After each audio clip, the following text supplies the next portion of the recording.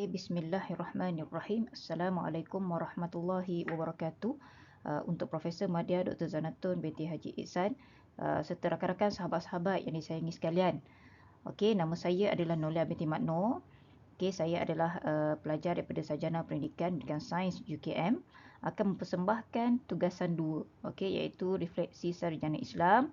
Okey, dan tokoh sarjana Islam yang saya pilih adalah Ibnu Al-Haytham. Okey, sebelum kita mengulas dengan lebih lanjut berkaitan dengan Ibnu Al-Haytham, okay, kita tengok sedikit biodata berkaitan dengan beliau. Nama sebenarnya adalah Abu Ali Muhammad bin Al-Hasan bin Al-Haytham Al-Basri Al-Misri. Beliau lebih dikenali dengan nama samaran Ibnu Al-Haytham. Dan di dunia barat, beliau dikenali dengan beberapa nama, tapi biasanya yang pernah kita dengar adalah Al-Hazan. Beliau dilahirkan pada 354 Hijrah bersamaan dengan 965 Masihi di negeri Basrah, Iraq. Dan beliau dibesarkan di Basrah dan Baghdad, iaitu dua kota yang menjadi pusat ilmu pengetahuan Abbasiyah pada ketika itu. Dan beliau pernah menjadi pegawai pemerintah di bandar Basrah dan Baghdad. Kemudian berantau ke Ahwas dan Baghdad untuk melanjutkan pengajian dan tumpuan dalam bidang penulisan. Dan beliau adalah salah seorang tokoh cendekiawan sains yang terkenal dan termasyhur dengan ketinggian ilmunya di tanah Arab dan di benua Eropah pada zamannya lah. Dan Ibnu Al-Haytham telah wafat atau telah meninggal dunia pada tahun 1039 Masihi ketika berusia 74 tahun. Okey, antara ilmu yang dikuasai oleh Ibnu Al-Haytham adalah bidang agama, matematik, mantik, fizik, astronomi, perubatan dan banyak lagi bidang-bidang ataupun ilmu-ilmu lain yang dikuasai oleh Ibnu Al-Haytham ni. Okey, antara falsafah atau prinsip hidup beliau adalah sangat taat pada ajaran agama, berfikiran baik dan sentiasa menunjukkan perbuatan yang baik. Dan beliau pernah diundang oleh pemerintah Mesir, okey, iaitu Khalifah Al-Hakim bin Amrillah untuk menyelesaikan masalah banjir di Sungai Nil. Okey, walaupun beliau tidak berjaya menyelesaikan masalah banjir di Sungai Nil pada ketika itu disebabkan oleh kekurangan faktor teknologi, tetapi peristiwa ini telah menunjukkan bahawa Ibnu Al-Haytham ni memang sangat masyhur dan terkenal pada zaman tersebut. Dan beliau juga turut menterjemahkan buku matematik dan falak ke bahasa Arab, terutamanya daripada bahasa Latin. Dan beliau pernah pergi ke Andalusia, Sepanyol, iaitu antara tempat yang sangat terkenal dengan ilmu pada ketika itu, untuk mempelajari optik, sehingga terkenal dalam bidang optik. Dan disebabkan oleh kepakaran beliau dalam bidang optik, beliau telah diberi gelaran Bapa Optik. Okey, dan pada hayat terakhir beliau, pada tahun-tahun terakhir beliau telah kembali ke Mesir dan meninggal sebagai seorang ahli matematik. Antara penemuan beliau adalah yang pertama sekali iaitu teori hukum pembiasan, ataupun kita panggil dia fenomena atmosfera. Okey, penemuannya yang terkenal iaitu hukum pembiasan, iaitu hukum fizik yang menyatakan bahawa sudut tuju sama dengan sudut pembiasan. Okey, dalam fizik moden, hukum ini dikenali sebagai hukum pembiasan Snell, yang bersempena dengan nama ahli fizik daripada Belanda iaitu Roger Snell. Okey, sebenarnya Roger Snell ni dia jumpa hukum pembiasan Snell ni 3 abad kemudian.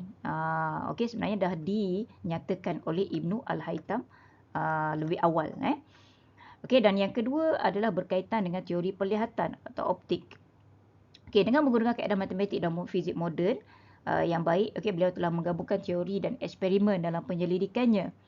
Okey, dan beliau telah mengkaji gerakan cahaya, ciri-ciri bayang dan imej dan banyak lagi fenomena-fenomena optik yang penting.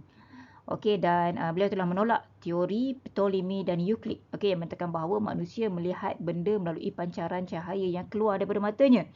Okey, tetapi menurut Ibnu Al-Haytham, sebenarnya bukan mata yang memberikan cahaya, tetapi benda yang dilihat itulah yang memantulkan cahaya ke mata manusia.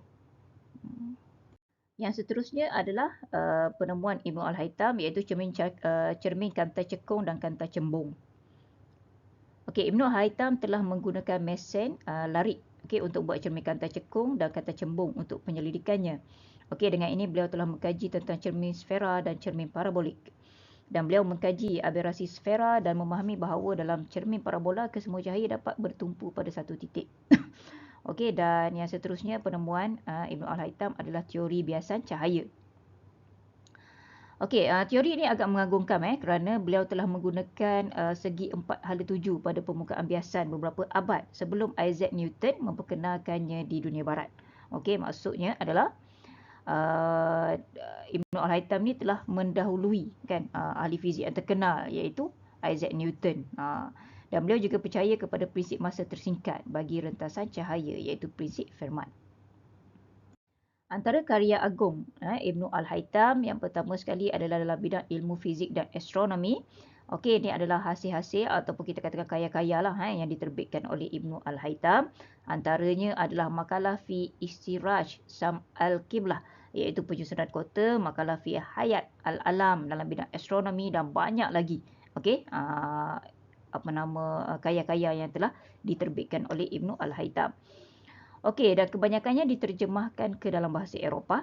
Dan ada juga risalah, ada 4 risalah beliau tentang ilmu cahaya dan ilmu ukur yang telah diterjemahkan ke dalam bahasa Jerman dan telah tersebar dengan meluas di negara Eropah iaitu sejak tahun 1907 Masihi. Okey, dan yang kedua karya agung daripada Ibnu Al-Haytham iaitu buku Al-Munazir. Okey, dan yang ni adalah buku yang teragung kita kata dalam bidang optik. Dan menjadi rujukan ahli kaji optik di seluruh dunia. Dan karya ini diterjemahkan oleh Vitello pada tahun 1270 Masihi dan kemudiannya diterbitkan oleh F. Lisner pada tahun 1572 Masihi dengan nama Thesaurus Opticae. Dan teori optiknya telah mempengaruhi banyak ahli-ahli saintis, antaranya adalah Johannes Kepler. Antara sumbangan Ibnu Al-Haytham yang pertama sekali adalah dalam bidang fizik. Okey, beliau telah mengkaji tentang gerakan yang membawa beliau menemui prinsip inersia dan statik dan beliau telah mengasaskan dan menjadikan optik menjadi satu sains baru. Dan banyak kajian beliau sebenarnya telah mendahului dan diikuti kemudian oleh Francis Bacon, Leonardo da Vinci dan Johannes Kepler. Okey, manakala dalam bidang astronomi, beliau telah melukis gerakan planet. Okey, tidak hanya dalam tema eksentrik dan episiklas tetapi juga dalam satu model fizik. Dan pendapatnya banyak mempengaruhi dunia pemikiran barat, terutamanya pada zaman Johannes Kepler. Antara sumbangan beliau, yang pertama sekali adalah dalam bidang falsafah. Beliau disenaraikan di antara salah seorang ahli falsafah Aristo. Di kalangannya, bersama dengan sahabat-sahabat beliau iaitu Ibn Sina dan Al-Biruni. Dan beliau telah mendahulukan lebih 7 abad lamanya. Teori yang dilabelkan daripada Kant sebenarnya datang daripada Ibnu Al-Haytham. Dan dalam bidang teknologi, Ibnu Al-Haytham ni merupakan pencipta kamera pertama di dunia, iaitu pada akhir abad ke-10 Masihi. Beliau telah berjaya mencipta kamera obscura, iaitu kamera pinhole, iaitu kamera lubang jarum, dan berjaya memberi penjelasan bagaimana imej yang dihasilkan terbalik. Selepas daripada ciptaan fenomena Al-Haytham ni, dunia barat mula mendapat inspirasi dan memperkenalkan kamera pada abad ke-16 Masihi. Tapi sebenarnya pencipta mula-mula sekali yang jumpa kamera ni ataupun mencipta kamera adalah Ibnu Al-Haytham. Okey, kita tengok sikit apa refleksi nilai pendidikan yang kita boleh dapat daripada Ibnu Al-Haytham. Yang pertama sekali adalah nilai sebagai seorang guru sentiasa mendahagakan ilmu pengetahuan. Dan yang kedua, sentiasa menjadikan agama sebagai asas yang paling penting dalam kehidupan, rajin berkongsi ilmu sehingga menjadi sumber rujukan yang utama. Antara kesimpulan yang saya boleh rumuskan adalah Ibnu Al-Haytham adalah seorang tokoh ilmu Islam yang sangat disegani dan termasyhur pada zamannya. Azam beliau untuk meningkatkan taraf hidup umat Islam dan seusahanya mendekatkan diri kepada Allah tidak pernah sia-sia. Beliau tidak pernah puas menuntut ilmu sehingga penghujung nafasnya yang terakhir. Sesungguhnya dunia barat patut berterima kasih kepada Ibnu Haytham dan para sarjana Islam yang lain kerana tanpa mereka berkemungkinan dunia Eropah masih lagi diselubungi dengan kegelapan. Dan sebagai seorang pelajar dan guru, perlulah kita mencontohi Ibnu Al-Haytham dan sebagai pendorong semangat untuk meningkatkan mutu pembelajaran serta mendekatkan diri kepada Allah Subhanahu Wa Taala. Antara kata-kata yang termasyhur daripada Ibnu Al-Haytham ni adalah if learning the truth is the scientist's goal, then he must make himself the enemy of all that he reads.